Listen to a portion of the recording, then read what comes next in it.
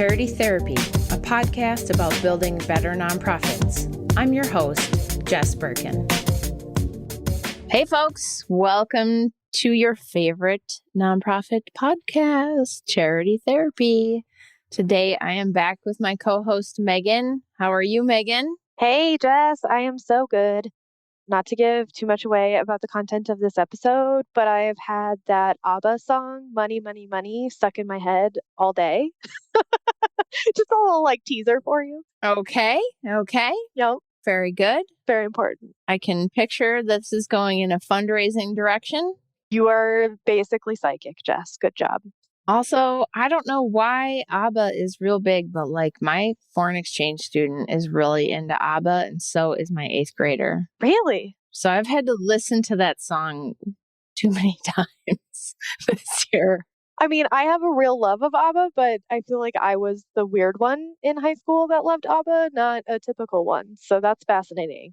Yeah, I mean, I love ABBA, but I should clarify that they love the Mamma Mia musical. Okay, that does make more sense. And I do not love Meryl Streep singing ABBA songs. What? Yep, I'm sorry. I'm just putting it out there. Yes! You're canceled. No, Meryl Streep is canceled. Okay? Stop screwing with ABBA. What? Oh my God, that's the most controversial opinion you've ever aired on this podcast. Meryl Streep is canceled? What even is that musical about? They basically just took a bunch of ABBA songs and tried to make a story. It doesn't even make any sense. No, it's campy and dumb. It's so fun. No, it's campy and dumb. And I would just want to listen to ABBA. That is a positive in my mind, but that's fine. I realize we're not the same. I won't make you like it, but I might respect you a little bit less now. Well, them's the breaks. Yeah. Okay. All right. Anyways, back to the content of this episode. It is about fundraising. So for a lot of our clients, there is a huge emphasis on making their donors happy, which I totally get. They're the ones giving you the money so you can do the things and stay in business. But I know we've seen lots of situations where it gets totally out of control. So Jess, do you have an example off the top of your head where making your donors happy can go completely off the rails? Yeah, I mean, I have seen this many times over the years, and the worst cases usually involve taking a piece of real estate that they shouldn't take, or some kind of other in-kind donation, like a weird vehicle or a jewel, or just something where somebody really wants to dump an asset on the nonprofit for a write-off, and the nonprofit doesn't know how to say no, or they don't have a gift acceptance policy, or worse, they think that they're going to get something out of the deal, but what they really get is an expensive thing to get rid of that sucks up a lot of resources in the getting rid of phase.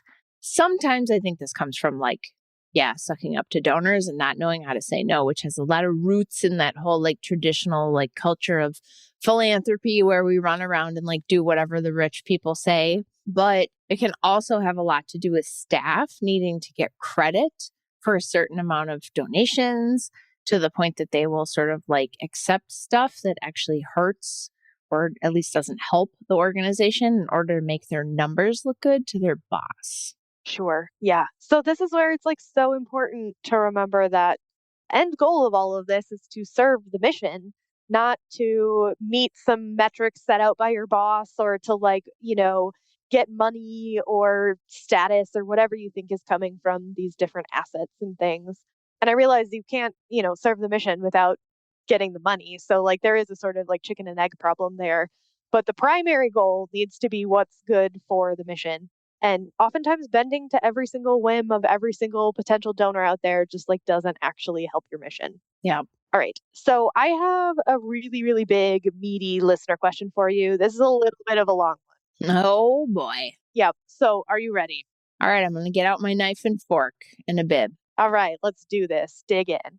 I work at a relatively small nonprofit that serves a very small, vulnerable population. We were approached by 2 different donors last year who had very specific reasons as to why they would like to provide us funding. They said it would be for a program to support a very specific group of people in this small, vulnerable population that we serve. This tiny subset of our population is basically a needle in the haystack. That specific group is so small that it almost doesn't exist in the numbers that they think that it does. Our CEO actually lied to them last year about our number of potential participants, and that has now put us in kind of a bad place when we couldn't produce what they wanted. Yeah. Yikes, I'm seeing your Yeah. face right now. Yeah, Yeah. yikes. To add on to it, there have been other restrictions, like our eligibility requirements, that we put in place to make the search pool even smaller. We will not be removing our lightning up on any of these eligibility requirements. So I've been repeating myself over and over that these donors' requests are not reasonable or sustainable for this program. I've suggested different ways to grow the program, but I've been shot down by my supervisor. I was told this week that they will not be educating our donors on our population or making any adjustments to the program. I was told basically to just deal with it. Okay. My issue is that we've struggled for 6 months and have found only a handful of individuals around the entire country that actually fit this tiny subset within our eligibility requirements. Now, these donors are asking us to relaunch this program for a second year and to do more than we did last year. They don't think we're spending their funds appropriately considering the small group that we've reached so far. They're not educated at all on the needs of our populations. And my CEO told me, "Do you really think they care? Just do what needs to happen to make them happy." I honestly don't care about the donors' happiness because I'm more worried about this population that we serve. What do I do? So this is a big one. And there's a lot of like vague booking in here. So Yeah. it's in the interest of protecting their anonymity. I'm like, what population? Yeah. What does that mean? Why isn't a needle in a haystack? Like, what is going on here? Yep. But I think we can still tackle this and just break this down a little bit. So, first, let's tackle the issue of what the donors are asking for. And again, we don't have a ton of detail, but it's pretty obvious that the person writing in believes that it's not something that the organization actually needs to do. So, like, what about that? Right? Like, why does that happen? And I would say, like, this can come up for a few reasons. Like, maybe they just genuinely don't know. Like, donors sometimes believe something in their mind that's not proved out by the data. In the area that you're working in, like, you know better than the donor a lot of times. And so sometimes that means that donors might make a request or make offers with good intentions based on their assumptions, but it just like they don't really make sense.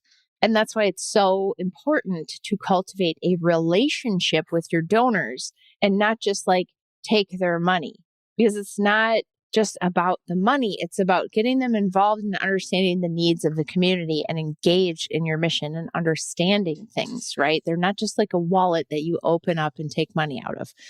So this is perhaps a missed opportunity to show them the best way that they could be supporting your work, right? Also could be an ego trip. I mean, let's call a spade a spade. Sometimes people are rich and they like the feeling that they get from giving large chunks of money. And sometimes when we're talking about a lot of money, people give it because they feel important. And that's not necessarily a bad thing. I mean, like my professor in grad school would always say that fundraising is a values exchange. Sometimes the value being exchanged is them feeling important because they gave enough money to dedicate the MRI wing at the hospital to them. That's okay, but it can't only be about that, right? It has to be about the community we're serving. And yes, they made it possible, but sometimes it can be worth like getting somebody's ego involved, but not if it's going to waste your time and effort and resources on like a wild goose chase. So, like, you have to be careful there. Okay. And then, like, another way this could break down is that there's some weird ulterior motive, right?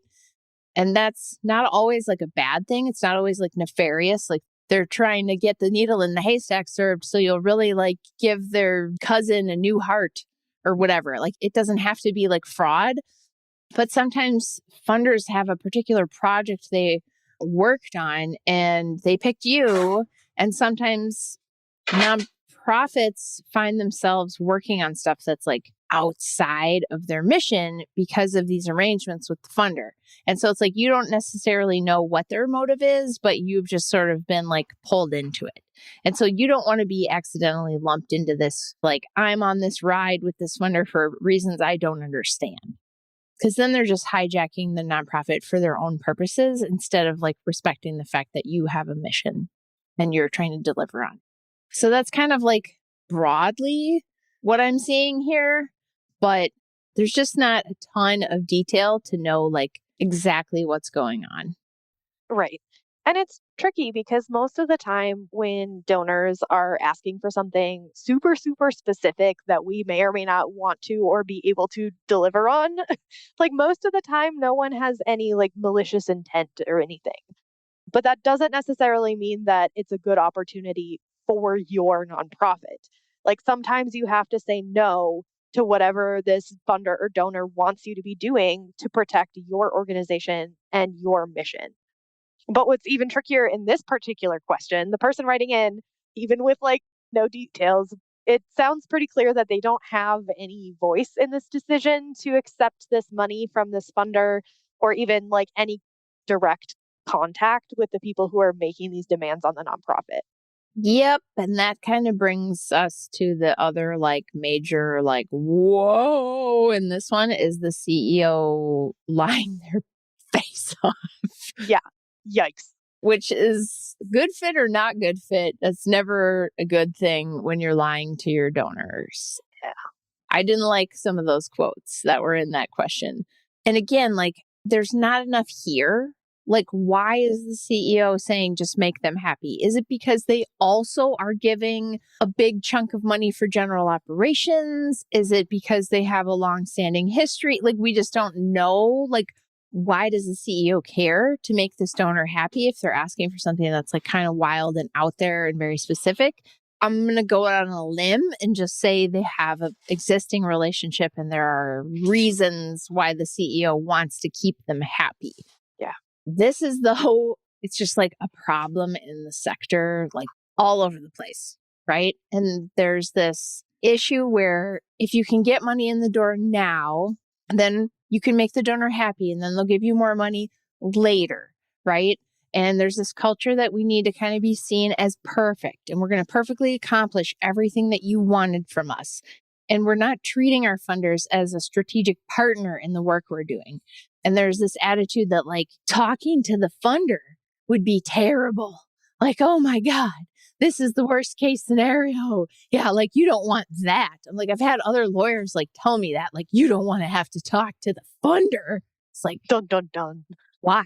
Like, Yeah. shouldn't we talk to the funder? Aren't they like kind of an important person in this conversation?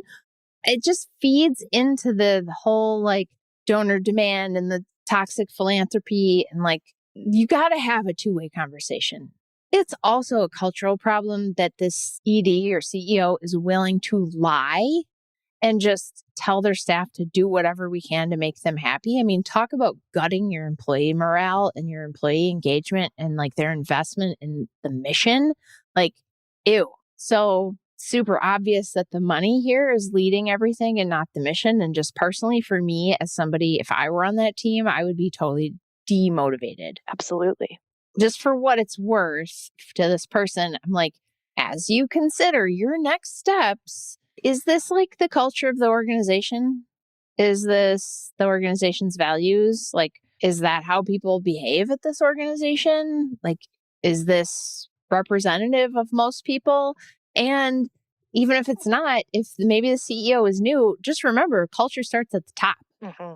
Right. So if that is their outlook, they're going to be like polluting everybody's minds with that viewpoint. Right. Yeah. So let's say like the answer to those questions is yes. Like this is how everyone at the nonprofit operates. This person that writes in is sort of the like one true believer who like wants to do things right and keep things moving properly. Like what would you say to them in this situation? I had a similar conversation with a friend 2 days ago. Like, just remember, you can leave. Yeah. You can leave. Right now, it's 2023 and it's still a great employment market. Like, one person cannot change the entire culture of an organization, no matter how much you would want to. So if you're really like the lonely only in this situation and everybody is just like, yeah, we're just whatever, I don't know, make up the numbers, make the donor happy. Nobody's going to listen to you. There's no good culture here. It might be time to move on. Then, like, what about the flip side? Like, what if this is a situation where the CEO is like completely acting out of turn, like, is a bad fit with the rest of the organization? I mean, obviously, we don't have these details, but in this imaginary world, let's just say that the CEO is like new to their role and they're just like not following the values and the culture of the organization. And this person is like noticing that. Like, what would you say to them in that situation? That's really hard because it's a really tough position for staff to be in, to have to sort of like report up, or to use some playground language, to tattle on the CEO, to the board.